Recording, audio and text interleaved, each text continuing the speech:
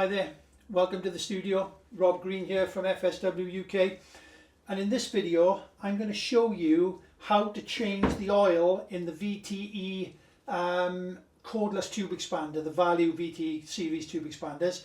It's the same tool whether you buy the 3/8 to 1/8 or the 3/8 to 1/5 set. It's the same tool, okay? So everything the same applies. In the kit that you get with it, you get this little can of hydraulic oil, okay, little bottle, specific bottle. What it says is in the manual that you're meant to drain the oil and refill it every 6,000 swages or every year, okay? 6,000 swages is a lot of swages. Whether you're going to actually keep an eye on that, I have no idea, but you could do this every year, every 2 years, bare minimum, okay? So, one thing you need to be careful of, because I practiced doing this a few times and made a few mistakes, to say the least. I'm hoping you're going to learn from my errors, okay? When you get these little bottles, this one's obviously been used because I've been practicing to fill and empty this particular machine, okay? Let's get this into close-up camera, okay? You got the main cap here that undoes,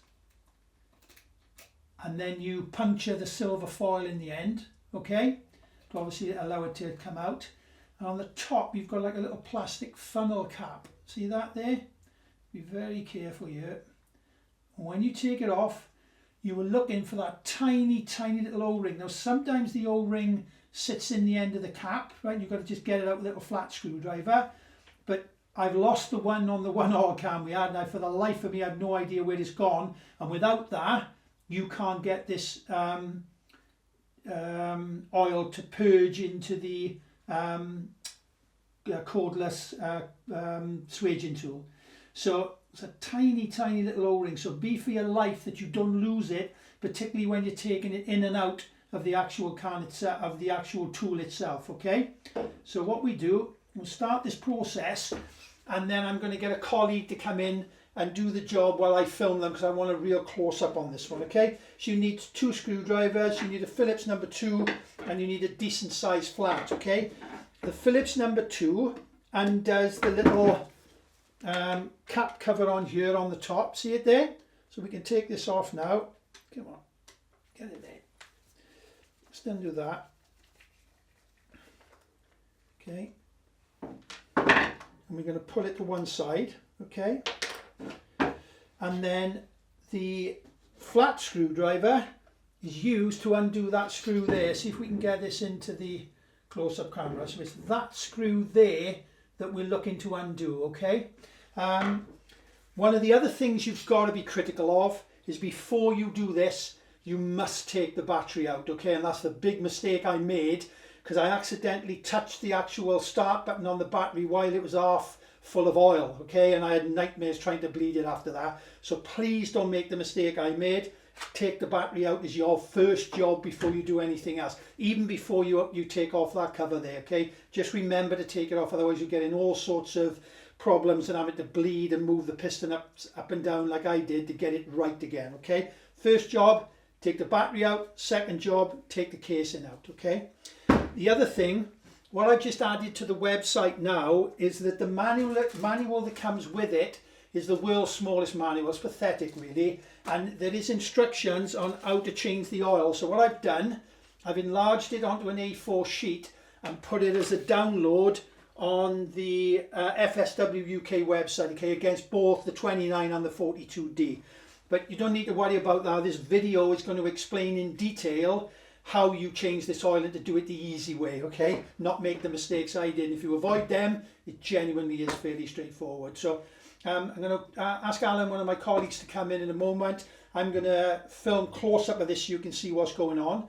The other thing you need is something, I mean, this is one of my things out of the kitchen I brought to work me years ago, but it works perfect for this, because with the little corners on it, it allows me to refill this can to do multiple jobs on this, okay? But you need a decent size sort of container to drop the oil into when you're doing it. And the trick is with this, the real trick is that when you're going to drain the oil, you do that, yeah?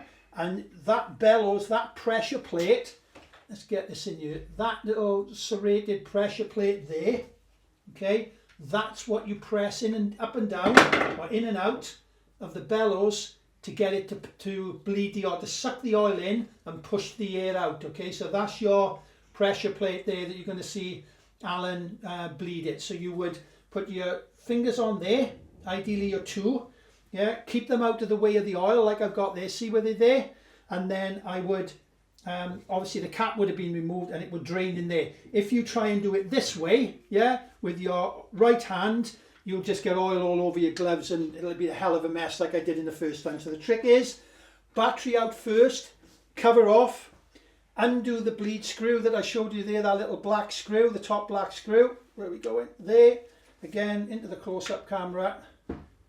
There we are, a little black screw there you can see, okay? And then you can basically turn it that way, okay? And then your two fingers under there and just keep them away from the hole and just drain it down. Again, I'll show you with Alan doing it for me, okay? So there we go, 2 minutes, and we'll have the close-up film for you of doing it in real time, okay?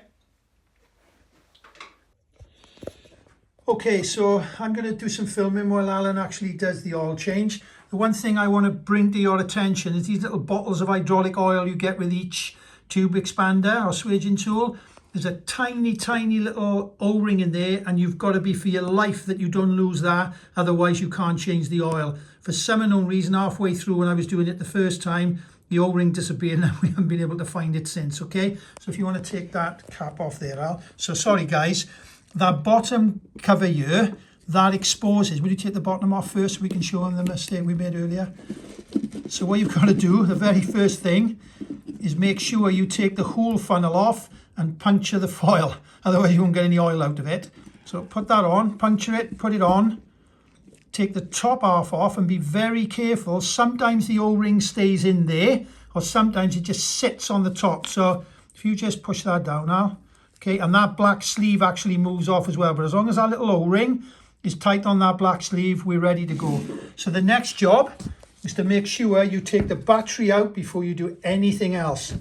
Failure to do so, you're going to have yourself a load of nightmares like I did when I first did it. Okay, Phillips number 2, take out the screw from the panel, the cover panel, and just while we're at it, this little thing here allows you push it that way towards the head, okay? And if you've got a head that's stuck out and won't go back in, it actually releases the pressure and allows the head to go back in. This doesn't have anything to do with what we're going to do now, but it's just a little tip for future use and explains it in the manual, okay? Now, the critical thing we're going to do, and I want to show you, Al, if you turn him over and show them the correct way to bleed it. So that's it. So you turn it that way, okay? And then your pressure plate, how will you show me the pressure plate a minute? Your pressure plate is that little sort of serrated plastic plate there, okay? That's what you push on to drain the oil and to bleed it of air on the way round. But the correct way of doing it is to turn him over. So I'm going to take the grub screw out first, okay? So this is your old grub screw. There's a little shaft, a little pin, and there's a little O-ring on this one. Alan takes it out now, okay?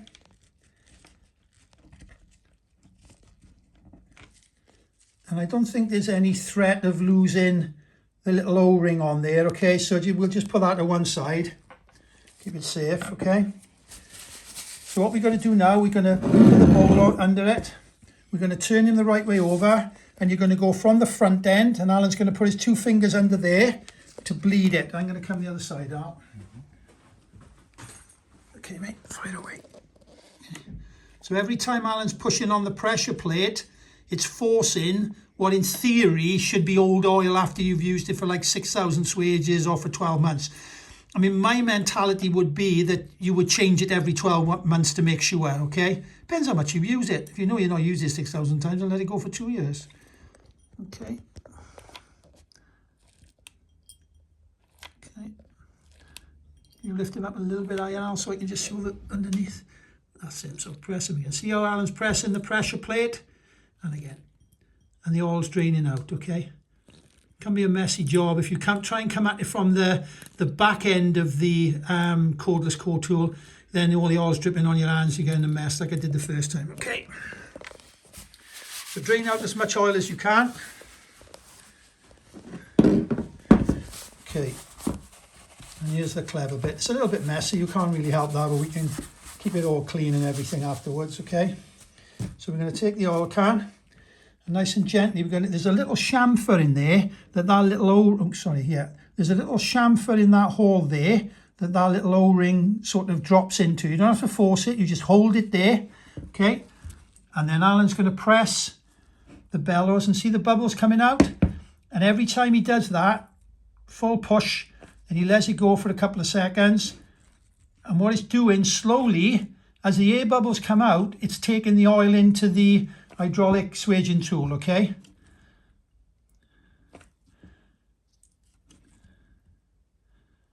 And you've got to be patient because you're going to take quite a bit of that oil out of this little bottle. I would say to about a third full in the bottom, from what experience we've had doing this about several times now. Just patience is the key. Sometimes it doesn't do anything, and all of a sudden it'll take a load of oil in after a couple of pressures.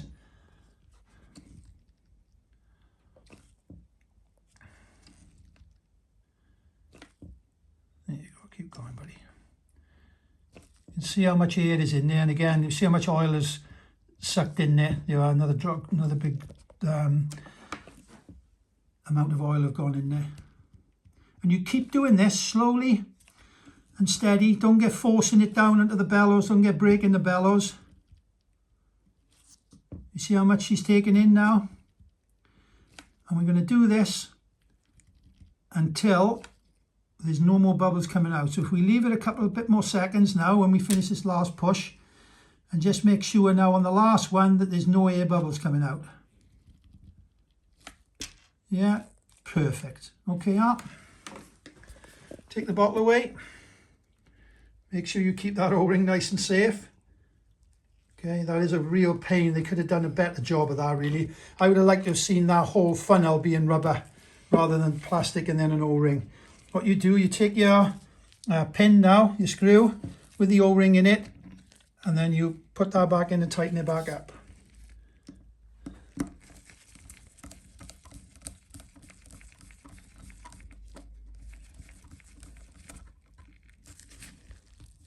Okay, so we'll put the battery in now. Before we put the cover plate on, we'll put the battery back in.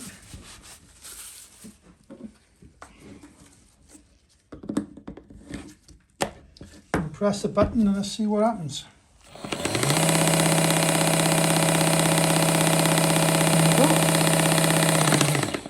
Battery release. That's an engineered head on there.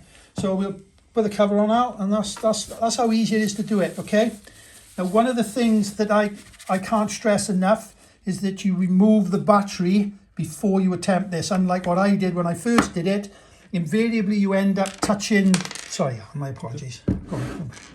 You end up touching the start button there, and then what happens, it was half empty of oil and it pushed the piston out and sucked in a load of air. We had hell's own job to bleed it then. We basically had to take this off here, take the spring and the pin out and visibly push the piston back in to get it to drive back home, so it was stuck halfway open, okay?